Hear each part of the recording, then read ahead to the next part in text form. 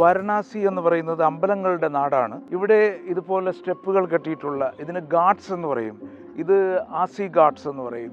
ആസി ഘാട്ട്സിലാണ് രാവിലെ ഒരു പ്രഭാത പൂജയുണ്ട്, ഗംഗയെ പൂജിക്കുന്ന ഒരു രംഗമുണ്ട് രാവിലെ. അപ്പോൾ ഏതായാലും രാവിലെ ഇവിടെ വന്നപ്പോൾ ഈ ഇത്തരം ഘാട്ട്സുകൾ എന്ന് പറയുന്നത് ഇതിനെ ചുറ്റിപ്പറ്റിയാണ് ഇവിടുത്തെ ജീവിതം തന്നെ നിലനിൽക്കുന്നത്. ഈ ഓരോ ഘാട്ട്സിൻ്റെ ചുറ്റുമാണ് ആൾക്കാർ ജീവിക്കുന്നത്. ഒരുപക്ഷേ ഈ ഗംഗയുടെ ഈ സൈഡിലാണ് എല്ലാ ആൾക്കാരുടെയും ജീവിതം.